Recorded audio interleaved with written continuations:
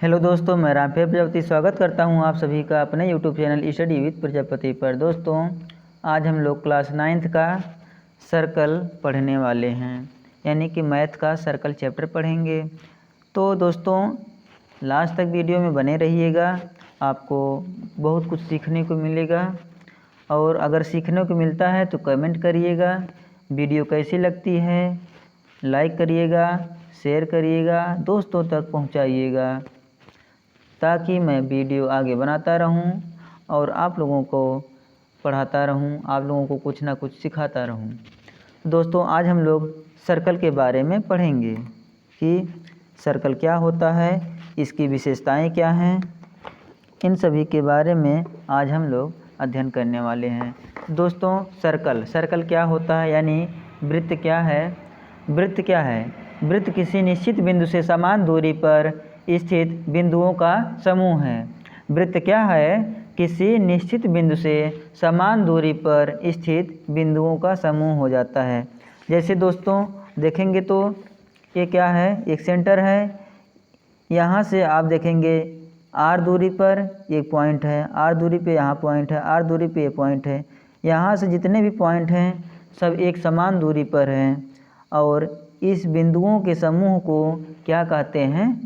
अगर इन बिंदुओं के समूह को, यानी छोटे छोटे बिंदु से ही क्या बनेगा, वृत्त तो बनेगा। और इस वृत्त का जो परिधि है, यानी कि जो बिंदु हैं, इनका जो सेंटर से दूरी क्या होती है, हमेशा इक्वल होती है। इस तरह से एक वृत्त का निर्माण हो जाता है। दूसरी परिभाषा में देखेंगे, एक तल पर उन सभी बिंदुओं का समूह जो तल के एक स्थिर बिंदु से एक स्थिर दूरी पर स्थित हों, अर्थात एक समान दूरी पर स्थित हों, एक वृत्त कहलाता है। यानी कि ऐसा तल तथा उन पर स्थित बिंदुओं का ऐसा समूह जो एक तल में स्थित बिंदु, यानी कि पॉइंट से जो उसकी दूरी है, हमेशा सदैव क्या रहती है, बराबर रहती है। A circle is the set of all points that are equal distance from a point that is called the center। अर्थात किसी निश्चित बिंदु से समान दूरी पर स्थित बिंदुओं का समूह ही क्या कहलाता है, सर्कल कहलाता है। सर्कल के विषय में कुछ बातें देखेंगे आप। तो क्या होता है रेडियस? तो किसी जो सर्कल है, यानी कोई वृत्त है, उसका जो मध्य भाग होता है उसे सेंटर कहते हैं। क्या कहते हैं? सेंटर। और सेंटर से इसे कहते हैं परिधि। जो चारों तरफ से आपको मोटी लाइन दिख रही होगी, इसे कहते हैं परिधि। किसे परिधि कहते हैं? इंग्लिश में कहेंगे सर्कमफ्रेंस। और ये परिधि के मान 2πr के बराबर होता है, आगे पढ़ाया जाएगा आपको। तो सेंटर से परिधि की बीच की जो दूरी होती है, इसे रेडियस कहते हैं, और इसे r से क्या करते हैं, डिनोट करते हैं, यानी प्रदर्शित करते हैं। वहीं दोस्तों, यह क्या है, इसे व्यास कहते हैं। यानी कि जो सेंटर से होके जाने वाली सबसे बड़ी जीवा है उसे व्यास कहते हैं। और यह क्या है, कोण है, यानी कि जीवा है। अर्थात दोस्तों, आपको ये बातें समझ में आ रही होंगी कि हम जीवा यहाँ से भी खींच सकते हैं, जीवा यहाँ से भी खींच सकते हैं। तो ऐसे में अगर आप ऐसे खींचते खींचते आएंगे तो एक समय ऐसा आएगा कि जो जीवा खींचेंगे वह वृत्त की सबसे बड़ी जीवा होगी, तथा वह वृत्त के सेंटर से होके जाएगी। अर्थात हम कह सकते हैं व्यास क्या है, व्यास वह वृत्त की सबसे बृहत्तम जीवा है जो सेंटर से होके जाती है। किसी वृत्त की सबसे बड़ी जीवा क्या होगी, तो आप कहेंगे क्या होगी, व्यास होगी। अब दोस्तों, हम लोग आगे देखेंगे कि दीर्घचाप क्या होता है और लघुचाप क्या होता है। चाप का सिंबल ऐसे होता है, अगर कोई इसे पॉइंट लिख दिया गया PQ चाप, यानी कि PQ चाप हो जाएगा। इसे ले लीजिए आप। तो दीर्घचाप क्या होता है? मान लीजिए कोई एक वृत्त है, ये सर्कल आपको दिख रहा है, एक सर्कल है, और इसे मैं 2 पॉइंट से कट कर लेता हूँ, P और Q से। अगर P और Q को मैं कट करके अलग कर लूँगा तो आपको दिखेगा यहाँ से ये अलग हो गया हुआ, यानी कि जो ऊपर वाला बड़ा वाला हिस्सा हो जाता है, इसे कहते हैं दीर्घचाप, यानी कि मेजर आर्क कहेंगे। क्या कहेंगे? Major arc. तथा जो छोटा वाला होता है इसे कहेंगे माइनर आर्क। क्या कहेंगे? लघु चाप। ठीक है। तो वृत्त को जब हम किसी दो पॉइंट से कट के अलग कर लेते हैं तो जो बड़ा वाला हिस्सा होता है उसे मेजर आर्क कहेंगे यानी कि दीर्घ चाप कहेंगे, तथा जो छोटा वाला हिस्सा हो जाता है उसे आप क्या कहेंगे? उसे कहेंगे लघु चाप कहेंगे। अब दोस्तों आगे देखेंगे तो लिखा है दीर्घ वृत्तखंड तथा लघु वृत्तखंड। क्या लिखा है? दीर्घ वृत्तखंड, लघु वृत्तखंड और दीर्घ चाप, लघु चाप हमने पढ़ लिया। तो देखेंगे दीर्घ वृत्तखंड को मेजर सेगमेंट कहते हैं और इसे माइनर सेगमेंट कहते हैं। दोस्तों अगर आप देख पा रहे होंगे तो एक सर्कल है, मैंने क्या किया, इसको यहाँ से काट लिया, काट के अलग कर दिया। जब काट के अलग कर दिया तो इसका सेंटर पॉइंट हो गया, ये भी इसमें सेंटर पॉइंट हो जाएगा। तो आपको अगर काट के कटा हुआ दिख रहा होगा यहाँ पर, तो जो कटा वाला बड़ा हिस्सा हो जाता है इसे कहते हैं मेजर सेगमेंट यानी कि दीर्घ वृत्त खंड। यानी का खंड में क्या होता है? खंडित करना, तोड़ना, अलग करना। तो जो बड़ा वाला होगा उसे दीर्घ वृत्त खंड कहेंगे और जो छोटा वाला होगा उसे कहेंगे लघु वृत्त खंड। छोटा है इसे माइनर कहेंगे, माइनर सेगमेंट।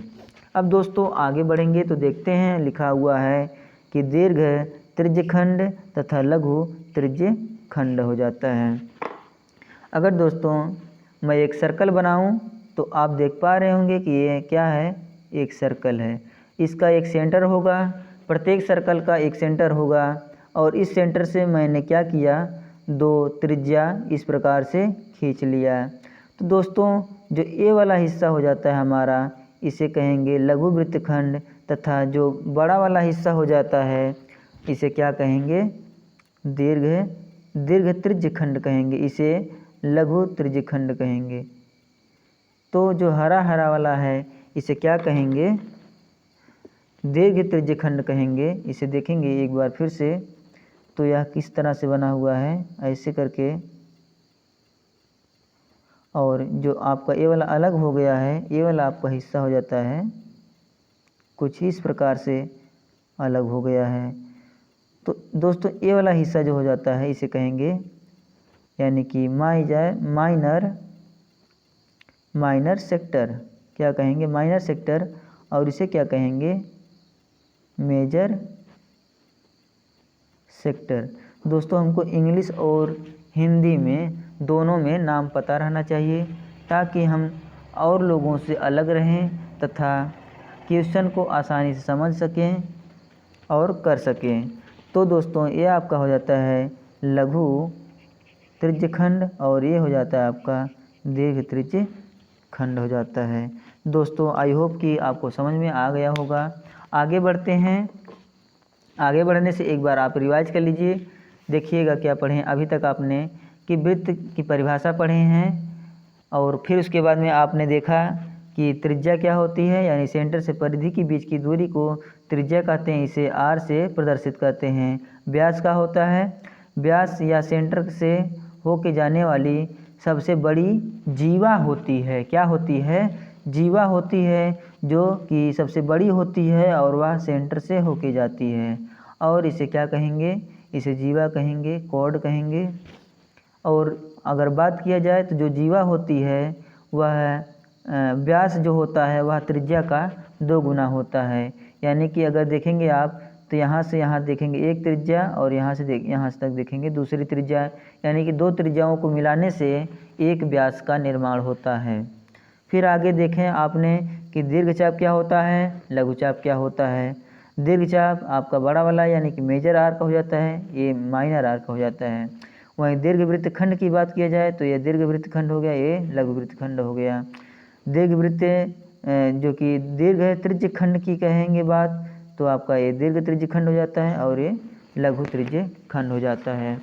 आगे दोस्तों अगर देखेंगे तो जीवा द्वारा आंतरित कोण कैसे होते हैं, किस प्रकार के होते हैं, इसके बारे में हम लोग पढ़ेंगे।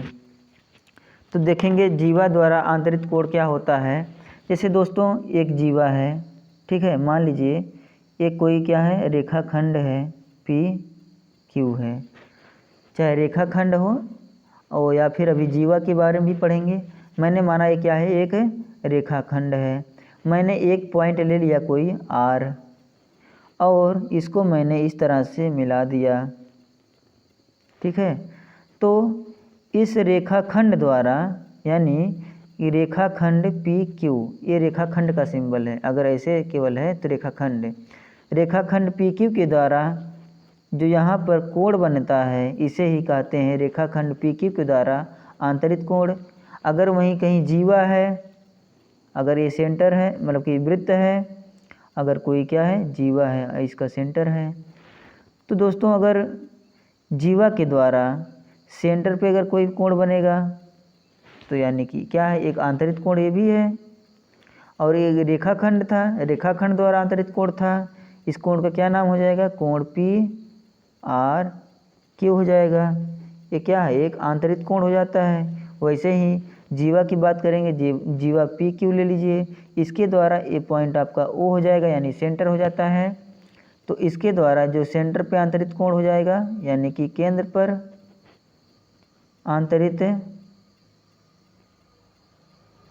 आंतरिक कोण क्या हो जाएगा, यानी कि केंद्र पर आंतरिक कोण जो हो जाता है आपका कोण पी क्यू आर हो जाएगा। इसे केंद्र पर आंतरिक कोण कहते हैं। पी ओ रहेगा दोस्तों, यहाँ पर ओ है तो पी ओ क्यू रहेगा दोस्तों। ये क्यू है, ये पी है, ओ क्यू, यानी कि पी ओ क्यू हो जाता है, यह जो आंतरिक कोण हो जाता है। वहीं दोस्तों अगर हम परिधि पे कोई पॉइंट ले लेते हैं और इसको इस प्रकार से मिला लेते हैं, इस पॉइंट को आर ले लीजिए। ठीक है, तो इसे क्या कहेंगे, यहाँ पर भी क्या है, एक आंतरिक कोण बनेगा। ठीक है, आंतरिक कोण बनेगा ना, तो इसे क्या कहेंगे, कोण पी आर क्यू कहेंगे। ऐसे ही आप और भी कोई पॉइंट ले सकते हैं, यहाँ भी क्या करेगा, एक आंतरिक कोण बनाएगा। और आप यहाँ पर देखेंगे तो इस तरह से भी एक आंतरिक कोण बन जाता है, इस तरह से पी एस क्यू, यानी आंतरिक कोण पी एस क्यू। यानी दोस्तों जो यह हो जाता है कोण पी आर क्यू, यह क्या है, दीर्घवृत्त खंड में आंतरिक कोण हो जाता है। ठीक है, यह क्या है, एक दीर्घवृत्त खंड तो है, मैंने भी पिछले मतलब कि बताया था अभी पीछे, क्या एक दीर्घवृत्त खंड तो है भैया। फिर क्या है, ये क्या हो जाता है, ये पी एस क्यू, यानी कि कोण पी एस क्यू क्या हो जाता है, एक लघुवृत्त खंड का कोण हो जाता है। ठीक है, तो इस तरह से जो आंतरिक कोण होते हैं आप समझ लिया होगा आंतरिक कोण क्या होते हैं। दीर्घवृत्त में आंतरिक कोण हो गया, लघुवृत्त में आंतरिक कोण, जो कि लघुवृत्त खंड में आंतरिक कोण हो गया, या सेंटर पे हो गया आंतरिक कोण। और ये जीवा द्वारा था, और ये रेखाखंड द्वारा आंतरिक कोण हो गया। अब प्रमेय दोस्तों पढ़ते हैं। प्रमेय क्या होती है, जो कि प्रमेय सिद्ध होती है, इसको आप लोग याद करेंगे। वृत्त की बराबर जीवाएं केंद्र पर बराबर कोण आंतरित करती हैं। अर्थात दोस्तों मैंने एक लिया क्या, सर्कल। ठीक है, ये क्या है, आप सर्कल देख पा रहे होंगे, यह एक सर्कल है, इसका एक सेंटर होगा। तो वृत्त की बराबर जीवाएं, मैंने कहा कि एक जीवा मैंने लिया ए बी, दूसरी जीवा जो दोस्तों मैंने लिया उसे कहा सी डी। तो जीवा A B is equal to जीवा सी डी, अर्थात क्या, जो ये लाइन है ये माप में क्या है, बराबर हैं।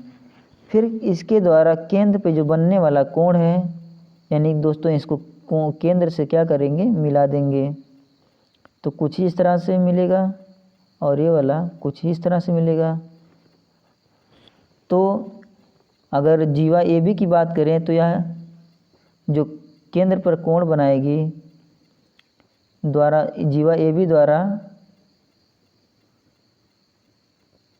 केंद्र पर बना कोण क्या हो जाएगा दोस्तों, ये केंद्र है, इसको ओ ले लीजिए, तो कोण ए ओ बी हो जाता है।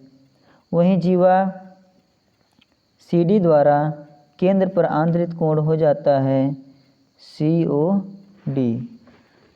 दोस्तों यहाँ पर आप देख रहे होंगे कि जो ए सी है, क्या है, ए सी है, और जो यहाँ पर ओ सी है, यानी कि ए ओ, ए सी नहीं दोस्तों, ए ओ और ओ सी क्या है, त्रिज्या तो हैं, क्या हैं, त्रिज्या तो हैं। अब देखेंगे जो ए ओ हो जाता है, जो ये क्या है, त्रिज्या है, तो क्या ओ डी त्रिज्या नहीं है, ओ डी भी तो त्रिज्या हमारी है, ओ डी भी त्रिज्या है भैया। ये क्या हो गई, आर हो गया, यानी ये भी आर है, ये भी आर है, ये भी आर है, यानी सब त्रिज्या हैं। तो जो ए ओ का मान है वही ओ डी का मान होगा, और जो ओ सी का मान होगा वही मान ओ बी का होगा। क्या बात आई समझ में। तो आपको अभी मैं त्रिभुज का सर्वांग समता का नियम नहीं बताया हूँ, आगे जब त्रिभुज पढ़ा जाएगा तो वहाँ पर मैं सर्वांग समता का नियम बताऊँगा। तो दोस्तों यहाँ पर फॉलो हो जाता है यस यस यस, यानी कि साइड साइड साइड, यानी कि इक्वल साइड, यानी कि अगर दो त्रिभुज है, यहाँ पर क्या दो त्रिभुज है आपका, त्रिभुज ए ओ बी, त्रिभुज ए ओ बी, और त्रिभुज कौन सा है, त्रिभुज ओ सी डी, त्रिभुज ओ सी डी। तो क्या है, इनमें समानता है, समानता के साथ साथ ये सारी भुजाएं क्या हैं, बराबर हैं। अभी तो क्वेश्चन में दिया है, देखेंगे यहाँ पर जो लिखा है ए बी बराबर सी डी, ए बी बराबर सी डी पहले ही कर दिया है। फिर हमने देखा कि यह सेंटर से एक त्रिज्या है, अर्थात ये सारी भुजाएं क्या हैं, बराबर हैं। इस तरह से क्या हो जाएगा, इसके द्वारा जो आंतरित कोण हो जाएगा, कोण क्या भी बराबर हो जाएगा। अगर सारी भुजाएं बराबर है, ये भी भुजा बराबर है, ये इसके बराबर है, और यह इसके बराबर है, यह इसके बराबर है, और यह जीवा इसके बराबर है, यानी कि दोनों जीवा बराबर हैं, चारों त्रिज्याएं हैं, बराबर हैं। तो यहाँ पर साइड साइड साइड, यानी कि ऑल साइड इज इक्वल, तो हम कहेंगे त्रिभुज ए ओ बी सर्वांग समत्रिभुज ओ सी डी। तो दोस्तों इस प्रकार से हम कह सकते हैं कि जो बनने वाला कोण हो जाएगा, कोण ए ओ बी, कोण A O B is equal to कोण सी ओ डी, अर्थात हमारा यह सिद्ध हो जाता है कि वृत्त की बराबर जीवाएं केंद्र पर जो कोण बनाती हैं वो आंतरित करती हैं, वह क्या होता है, बराबर होता है। यानी वृत्त की बराबर जीवाएं केंद्र पर बराबर कोण आंतरित करती हैं, ये आपको याद रखना है। फिर इसका जस्ट अपोजिट देखेंगे, यदि एक वृत्त की जीवाएं द्वारा केंद्र पर आंतरित कोण बराबर हों तो वे जीवाएं भी क्या होंगी, बराबर होंगी। देखिएगा इसमें कहा है कि यदि एक वृत्त की जीवाओं द्वारा केंद्र पर आंतरित कोण क्या हों, बराबर हों। कोई दो जीवा है, उस जीवा के बारे में हमको नहीं पता है कि कौन बड़ी है कौन छोटी है, लेकिन में दोस्तों यहाँ पर दिया है कि जो कोई केंद्र पर क्या बना रही हैं, कोण बना रही हैं। मान लीजिए ये जीवा ए बी है, ये जीवा सी डी है, और यह पॉइंट क्या है, ओ है। और दोस्तों जो यहाँ पर कोण बन रहा है A O B is equal to कोण सी ओ डी, अर्थात दोस्तों ये कोण बराबर हैं। तो आपको पता है, आपको देखने से भी पता चल रहा होगा, और यह प्रमेय भी कहती है कि यह जो त्रिज्याएं हैं, ये त्रिज्या तो हैं वृत्त की, तो क्या ये त्रिज्याएं बराबर नहीं हैं, तो ये त्रिज्या आपस में क्या है, बराबर है। यानी कि जो एओ है वही ओडी भी है, जो ओडी है वही क्या है, ओसी है, जो ओसी है वही क्या है, ओबी है। यानी क्या है, ये सब रेडियस तो हैं, क्या है, ये वृत्त की रेडियस ही तो हैं। तो यहाँ से भी दोस्तों जो कि जो ट्रेंगल हो जाता है, triangle A O B and triangle COD। यहाँ पर दोस्तों एंगल साइड साइड का जो कि इक्वल हो जाता है दोनों में, यानी कि सर्वांग समता का नियम जो होता है यहाँ पर एंगल दो का बराबर है और क्या दूसरा साइड साइड भी बराबर है, तो एंगल और साइड साइड यहाँ पर हो जाता है। तो इस प्रकार से हम कहेंगे कि त्रिभुज AOB सर्वांग सम त्रिभुज COD। अर्थात दोस्तों यहाँ पर जो बनने वाला कोण है वो पहले ही हमको दिया बराबर है, तो यह भुजा भी क्या हो जाएगी AB बराबर CD। यह हमारा सिद्ध हो जाता है। फिर आगे दोस्तों देखेंगे, वृत्त के केंद्र से जीवा पर डाला गया लंब जीवा को समद्विभाजित करता है। तो अगर कोई वृत्त है, क्या है, कोई वृत्त है, इसका कोई सेंटर है, तो अगर हमने एक कोई जीवा ले लिया, जीवा AB मान लीजिए, इसका नाम रख दीजिए और इस सेंटर को ले लीजिए O। दोस्तों आपको क्या लग रहा है, यहाँ पर कहा जा रहा है वृत्त के केंद्र से जीवा पर डाला गया लंब। दोस्तों लंब का मतलब होता है 90 डिग्री, ठीक है। यहाँ पर बिल्कुल सीधा इस जीवा पर लंब डाल दिया जाता है। आप देख पा रहे होंगे सेंटर से क्या हुआ, इस जीवा पर लंब डाला गया तो यह 90 डिग्री का एंगल बनाएगा। तो वृत्त के केंद्र से जीवा पर डाला गया लंब जीवा को समद्विभाजित करता है। तो दोस्तों हमको नहीं पता है यह समद्विभाजित करता है कि नहीं करता है, अभी देख लेते हैं। हो जाता है दोस्तों, यहाँ पर आप क्या है, आप देख पा रहे होंगे दो त्रिभुज बना, इसको मान लीजिए M, ठीक है। ये जो पॉइंट है जहाँ पर ये काट रहा है इसको M मान लीजिए। तो दोस्तों यहाँ पर दो त्रिभुज बनेगा, त्रिभुज AOM और त्रिभुज कौन सा बनेगा OMB। त्रिभुज में AOM में जो कि कॉमन साइड है, यानी दोनों त्रिभुज में जो कॉमन भुजा है, क्या है, दोनों त्रिभुज में कॉमन भुजा क्या हो जाती है OM हो जाती है। और यह देख रहे हैं सेंटर है, या जीवा के यहाँ से मिला यहाँ मिला है, और यह क्या है, ये रेडियस है, क्या है, त्रिज्या है, यानी कि OA बराबर OB हो गया, OA बराबर OB हो गया। तो दोस्तों जब OA बराबर OB हो जाता है तो इसे कहते हैं त्रिभुज का सर्वांग समता का नियम कहते हैं। दोस्तों यहाँ पर अब आप लोग देख पा रहे होंगे यहाँ पर क्या हुआ, दोनों त्रिभुज में, इस त्रिभुज में और इस वाले त्रिभुज में एक तो भुजा बराबर हो गई, यानी कि AO बराबर है OB के। दूसरा बात क्या है, दोनों में कॉमन भुजा है जो क्या है OM है, यानी कि इस त्रिभुज में भी और इस त्रिभुज में भी। तीसरा क्या हो गया दोस्तों, यह 90 हो गया, यानी कि यहाँ पर एंगल साइड साइड हो गया, ठीक है। सर्वांग समता का नियम, सर्वांग समता का जो आधार हो जाता है यहाँ पर एंगल साइड साइड। अगर किसी त्रिभुज में दो चीज़ें क्या हो गई, बराबर हो गई, तो तीसरी भी चीज़ क्या हो जाती है, बराबर हो जाती है। अगर दो भुजाएं बराबर हैं तो जो त्रिभुज है उसमें, जो दो त्रिभुज हैं उसमें जो बनने वाला तीसरा जो कोण होगा वो बराबर होगा, अर्थात तीसरी भुजा भी क्या हो जाएगी, बराबर होगी। तो यहाँ पर जो दोस्तों AM हो जाएगा, MB के क्या हो जाएगा, बराबर हो जाएगा, अर्थात AM बराबर MB। इस प्रकार से आप कह सकते हैं कि जीवा पर डाला गया लंब क्या हो जाता है, उसे केंद्र से जीवा पर डाला गया लंब उसे समद्विभाजित कर देती है। तो दोस्तों इस प्रकार से यह त्रिभुज की सर्वांग समता के आधार पे तय होता है। त्रिभुज AOM सर्वांग सम त्रिभुज OMB।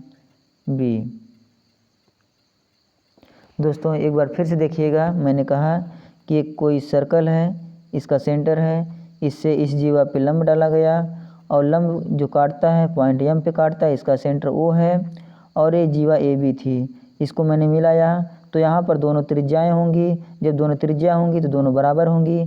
यहाँ पर दो त्रिभुज बन रहा है, त्रिभुज ए ओ एम बन रहा है, दूसरा त्रिभुज ओ एम बी बन रहा है। तो इन दोनों त्रिभुजों में यह भुजा हमेशा क्या है, दोनों में बराबर है, यानी दोनों में एक ही है। दूसरी बात क्या हो जाती है कि यह जो त्रिज्या है बराबर है, यानी दोनों की त्रिज्या बराबर है, दोनों का ये बीच वाला भुजा बराबर है। तीसरा क्या बराबर है, एक कोण बराबर है, ठीक है, 90 अंश इधर भी 90 अंश इधर भी। जब तीन चीज़ें किसी त्रिभुज में बराबर हो जाती हैं तो बाकी सब यानी त्रिभुज के सभी अंग बराबर हो जाते हैं, अर्थात एक कोण भी बराबर हो जाएगा, एक कोण भी बराबर हो जाएगा तथा ये भुजा ए एम बराबर एम बी भी हो जाएगा। अब दोस्तों एक वृत्त के वही इसका अपोजिट देखेंगे। एक वृत्त के केंद्र से एक जीवा को समद्विभाजित करने के लिए खींची गई रेखा जीवा पर लंब होती है। जस्ट इसका अपोजिट है, ये भी क्या होगा, अपोजिट है तो ये भी क्या होगा, सत्य होगा। यानी एक वृत्त के केंद्र से, ठीक है, एक वृत्त के केंद्र से एक जीवा को समद्विभाजित करने के लिए खींची गई रेखा जीवा पर हमेशा लंब ही होगी। जस्ट इसका अपोजिट है, यानी कि यहाँ पर कोई सर्कल ले लीजिए। एक वृत्त के केंद्र से एक जीवा को समद्विभाजित करने वाला, मान लीजिए कोई जीवा है, इसको समद्विभाजित करने वाला कोई रेखाखंड डालते हैं तो इसे क्या करेगा, दो भागों में बांट देगा, ए भुजा बराबर ए भुजा बराबर, तो ऐसे ऐसे मिला देंगे। करने वाले के लिए खींची गई रेखा जीवा पर लंब होती है, हाँ बिल्कुल लंब होगी। अगर इधर की भुजा बराबर हो गई ए बी एम ओ, यानी अगर ए एम बराबर एम बी हो गया तो यह क्या होगा, जीवा पर लंब होगा। दोस्तों बताइएगा वीडियो कैसी लगी, समझ में आया कि नहीं आया, कमेंट करिएगा, शेयर करिएगा। अगर अच्छा लगा होगा तो मुझे बताइएगा।